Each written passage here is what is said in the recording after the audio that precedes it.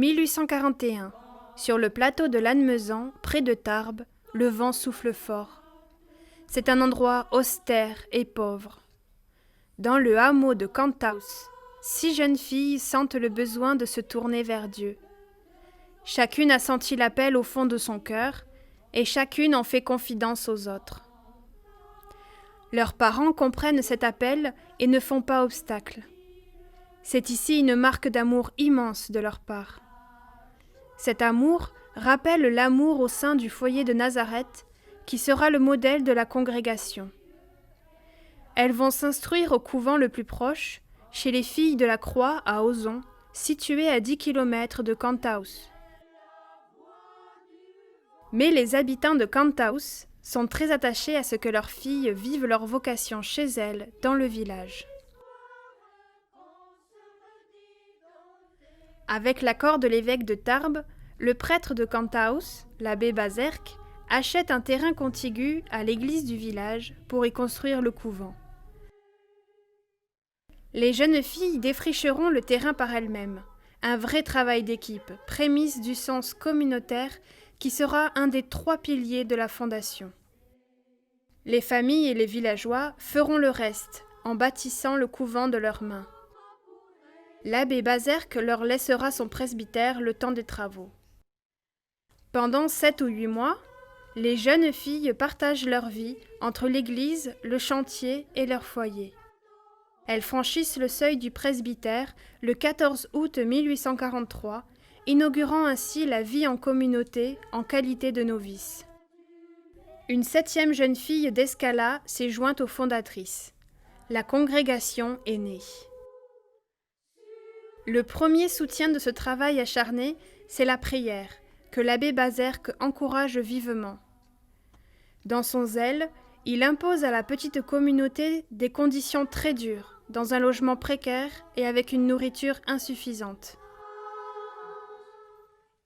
En 1846, le couvent est prêt.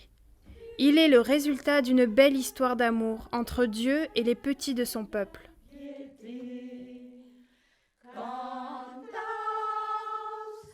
J'ai demandé à sœur Geneviève si les jeunes religieuses étaient cloîtrées. La réponse était claire. C'était ce qu'elle souhaitait, mais Dieu en a décidé autrement. Dès 1843, les habitants de Cantaus supplient Mère Marie des Anges, la première supérieure de la communauté, que les sœurs viennent s'occuper de l'instruction des enfants du village et porter assistance aux malades. Comment résister à une telle demande, surtout lorsqu'elle émane des habitants du petit village qui les ont tant soutenus? Ce peuple qui réclame, c'est la volonté de Dieu qui s'exprime. Les sœurs laissent là leur idéal carmélitain pour s'engager à servir leurs frères partout où cela est nécessaire. C'est le commencement de leur action missionnaire. Cette histoire met bien en relief les 3 caractéristiques essentielles de la fondation. L'être pour Dieu, le fait communautaire de l'appel et de la réponse, ainsi que la disponibilité aux appels de leur milieu.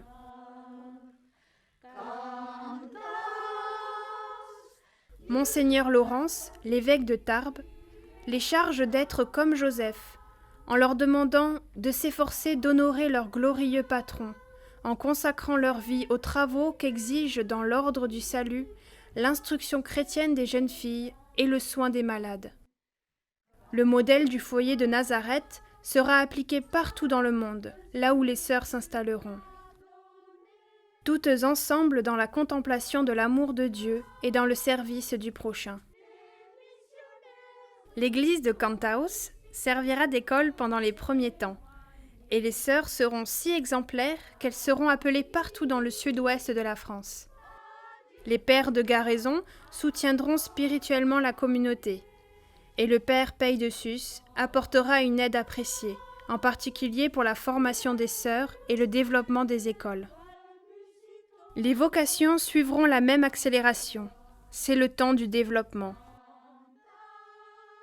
Une extension qui se propagera dans le monde où la bonne réputation des sœurs de Saint-Joseph de Tarbes les fait demander.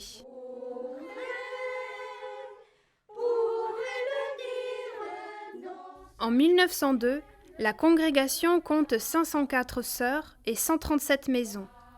En France, la congrégation a traversé avec difficulté la période de persécution de 1903 à 1942.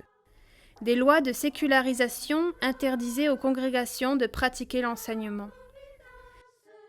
Si celle des sœurs de Saint-Joseph de Tarbes a pu y survivre, c'est d'une part grâce au courage des sœurs et à leur grand esprit de foi. Mais d'autre part, c'est aussi grâce à l'engagement des sœurs auprès des malades et de personnes âgées, ainsi qu'aux missions à l'étranger, qui ont continué à faire vivre l'espérance.